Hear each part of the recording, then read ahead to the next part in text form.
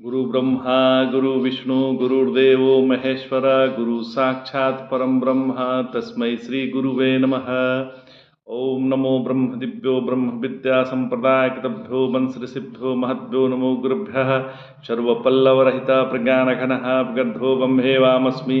ओम नारायणं पद्मं वशिष्यं शक्तिं च तत्पुत्रं पराशरं च व्यासं सुगं गौड़पदं महान्तं गोविन्दमथास्य शिष्यं श्रीशंकराचार्य मथास्पदपादं च हस्तामलकं च शिष्यं तं तोटकं वर्तिकान् अस्मद्गुरुसन्ततो मानतोऽस्मि। श्रुतिस्मृतिपुराणानाम् आलयं करुणालयं नमामि भगवत्पादं शङ्करं लोकशङ्करं। शङ्करं शङ्कराचार्यं केशवं बादरायणं सूत्रभाष्यकृतो वन्दे भगवन्तो पुनः पुनः।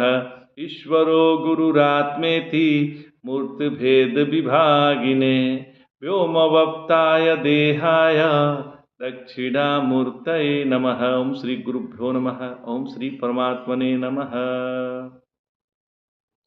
हम लोग आज से गीता के 12वें अध्याय का अध्ययन शुरू कर रहे हैं। नारायण, एक होता है ज्ञान और दूसरा होता है अज्ञान। तो हम लोग आकलन कर लेते हैं कि ज्ञान के अभाव को अज्ञान कहते हैं। हम लोग ऐसा आकलन करते हैं कि जहाँ ज्ञान नहीं है वो वहाँ अज्ञान है। ऐसा नहीं है, पर यह हमारी गलती है, क्योंकि ज्ञान का कभी अभाव हो ही नहीं सकता। महाराज, मुझे गुजराती नहीं आती यह हमें मालूम है, तो फिर ज्ञान का अर्थ ज्ञान का अभाव नहीं है। यदि हमें गुजराती नहीं आती, इसका ज्ञान है ना। तो अज्ञान का अर्थ है ज्ञान की अपूर्णता। अपूर्ण ज्ञान को अज्ञान कहते हैं। हालांकि वह ज्ञान बड़ा ही खतरनाक होगा जो अपूर्ण ज्ञान हो, अधूरा हो। ज्ञान का आधा होना, जहाँ ज्ञान आधा होगा, जहाँ ज्ञान अधूरा होगा, वो बहुत खतरनाक होगा महाराज। इसी से यह दुनिया का चक्र चल रहा है। समस्या होती है अज्ञान से, मतलब अपूर्ण ज्ञान से। समस्या अपूर्ण ज्ञान से ही है। युद्ध के मैदान में मैं कौन हूँ, ऐसा अर्जुन के मन में ऐसा आ गया कि मैं कौन हूँ, तो संदेह हो गया। तो क्या मैं योद्धा हूँ? उसके मन में ये प्रश्न था कि क्या मैं योद्धा हूँ, या किसी का शिष्य हूँ, या किसी का पौत्र हूँ, या किसी का भाई हूँ। मैं हूँ यह पूरा ज्ञान है। ध्यान दीजिएगा, मैं हूँ यह पूरा ज्ञान है, पर मैं कौन हूँ यह अज्ञान है। इसी अज्ञान को लेकर के अर्जुन अपना आत्मविश्वास खो बैठा। जब किसी के जीवन में आत्मविश्वास नहीं होता है, तब वह जीवन में कुछ नहीं पा सकता महाराज। आत्मविश्वास का अभाव एवं उत्साह का अभाव, यदि किसी के जीवन में उत्साह न हो, किसी के जीवन में आत्मविश्वास न हो, उसका अभाव हो, यदि ये किसी के जीवन में नहीं है, तो वह जीवन को नीरस की तरह जी रहा है। उसके जीवन में कोई रस नहीं है महाराज। ऐसा व्यक्ति जीवन में कुछ भी नहीं प्राप्त कर सकता। इससे अर्जुन को निकालने के लिए भगवान ने उपदेश दिया। तो अर्जुन को भगवान ने तब उपदेश दिया जब उसने शिष्यत्व स्वीकार किया। जब वो शिष्य रूप में अपने आप को स्वीकार किया, अर्जुन ने भगवान से कहा, शिष्यतेहं साधिमाम त्वाम प्रपन्नम। तब भगवान श्री कृष्ण एवं अर्जुन कितने सालों तक साथ रहे। अब बहुत सालों तक वो साथ में रहे हैं, लेकिन अर्जुन ने एक बार भी तत्व की बात नहीं पूछी। वह अपने ही घमंड में थे।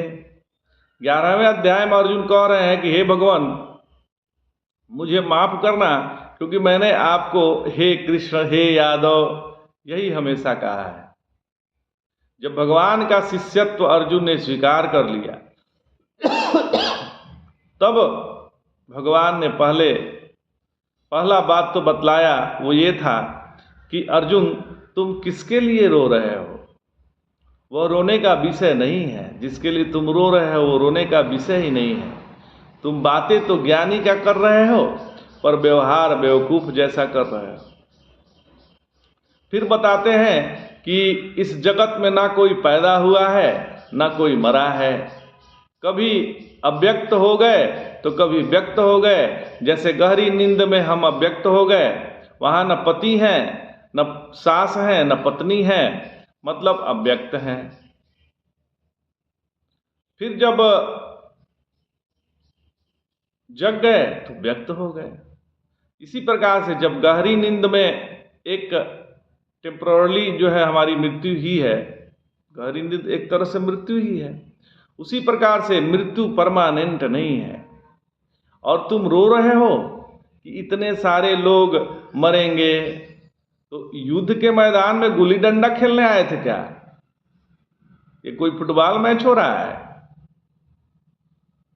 अर्जुन को इस भ्रम से निकाला और निकालने के बाद उपदेश किया भगवान ने जो सबसे सुंदर उपदेश किया वो ये है कि सुख दुखे समय कृत्वा लाभो जयाजो तथो युद्धाय युजस्व नैवं पापमाप्यसि। सुख दुखे समय कृत्वा, जगत में रहते हुए थोड़ा चिंतन करें कि हम कुछ करेंगे तो उसका परिणाम क्या होगा। तो या तो जीतेंगे या तो हारेंगे। जीत गए तो लाभ हो गया महाराज, और हार गए तो हानि हो गई। तो लाभ हुई तो खुशी हो गई, हानि हुई तो दुख हो गया। ये तीन ही बातें हैं जीवन में, जय पराजय, लाभ हान और सुख दुख। सुखे दुखे समय कृत्वा लाभो जया जयो ततो युद्धाय युज्यस्वम नैवं पापमवाप्यसि। तो मतलब जय पराजय, लाभ हान और सुख दुख, ये तीनों बातें होते हुए भी समय कृत्वा अपने मन का संतुलन बना रहे महाराज। कभी असंतुलित न हो, दुनिया को आग लगने दीजिए पर अपने मन के साथ मत खेलिए महाराज। जब तक इसका महत्व हृदय में नहीं उतरेगा तब तक इस दिशा में नहीं चल पाएंगे। उदाहरण के लिए, हम सबके मन में पैसे के प्रति महत्व है। कभी ऐसा कोई कहा क्या कि पैसा मैं नहीं कमाऊंगा? महत्व जो है, पैसे के प्रति महत्व है, तो हम पैसा कमाने के लिए कुछ भी करने को तैयार हो जाते हैं, क्योंकि हम पैसे के प्रति महात्म बुद्धि रखे हैं। इसलिए जब मन के संतुलन के प्रति हमारी महात्म बुद्धि जागृत हो जाएगी, तब हम जगत में रहेंगे, पर ध्यान होगा हमारे मन की स्थिति पर।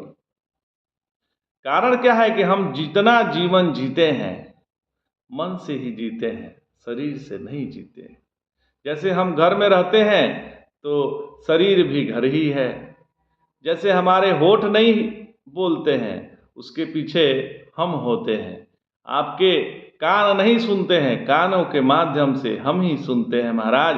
मन चैतन्य का प्राकट्य है, वही इंद्रियों के माध्यम से विषयों में विचरता है।